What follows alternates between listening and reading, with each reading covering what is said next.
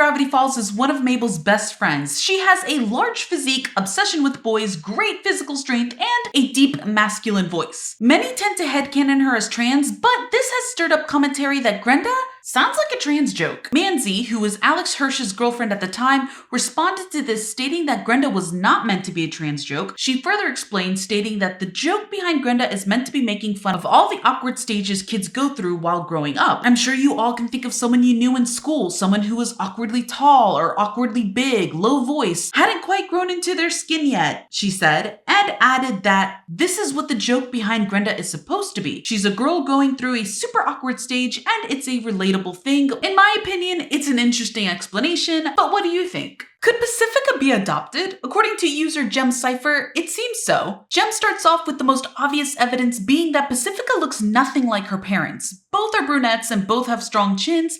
Personally though, Pacifica is still a kid, so who knows what kind of chin she's gonna have as an adult. The theory goes on to discuss age, as Pacifica's parents look quite a bit older than other parents shown in the show. At the same time, it looks like they may get work done on their faces, so who knows how much older they actually are. To which I say, maybe?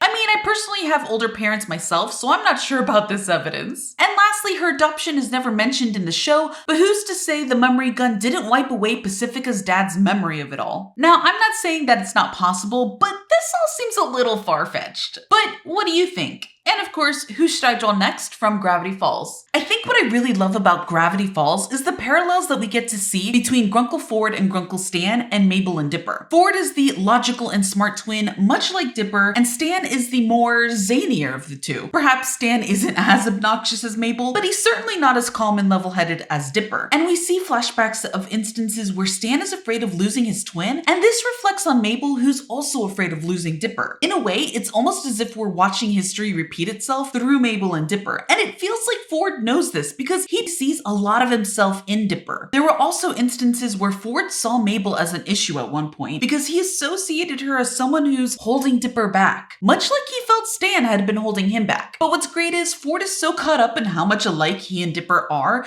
that I don't think he realizes how different they actually are in the end. So who's next? A lot of you all asked for Giphy from Gravity Falls, so here she is. In the episode Seuss and the Real Girl, we meet a rather strange character, Giphy, and I'm surprised I've had quite a few of you request her. But after rewatching the episode, I kinda get why. She's basically a spoof off of those anime dating games, and since she's an anime style type character, I assume you all were curious to see her in my anime-ish kind of style.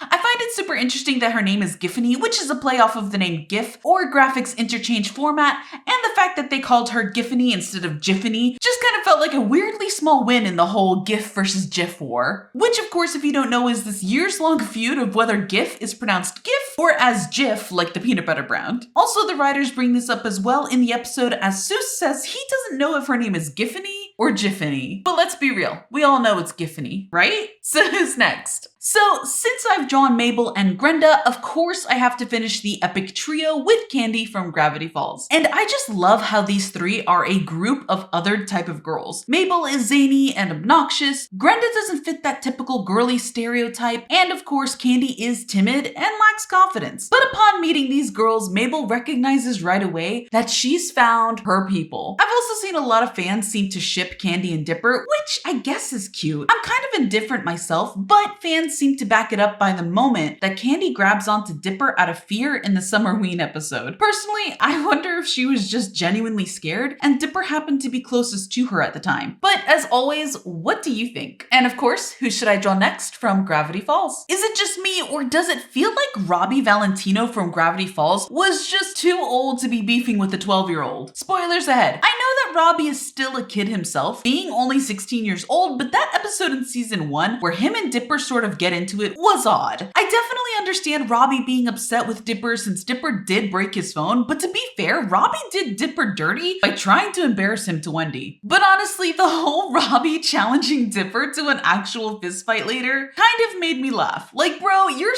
16 and you're really gonna fistfight a 12-year-old? I don't know, just kind of weird, but at least in the end they kind of sort of resolve it. Sure, they don't end up being the best of friends, but at least they're not trying to beat each other up. But what do you think about Robbie, and who should I draw next from Gravity Falls? Since Since I just did Robbie in my last video, I figured I'd do Tambly. Why? Because I personally like her character. Spoilers ahead. I think the biggest episode we see a lot of her in is Love God, where Mabel works to find a way to bring some happiness back into Robbie's life. Her great idea consists of matching Robbie up with Tambly, and honestly, it's not a bad idea in my opinion. The only thing I'm kind of iffy about is the fact that they don't exactly fall for each other naturally, since Mabel uses some potion to help them along. In fact, they kind of straight up hate each other in the beginning. So usually love that happens in this way is kind of frowned upon in TV shows and movies and books because the love isn't exactly seen as a real sort of love, but a forced one. But in this case, to my surprise, it doesn't quite matter because in the end, it just works out and they're both happy, I guess. Who's next?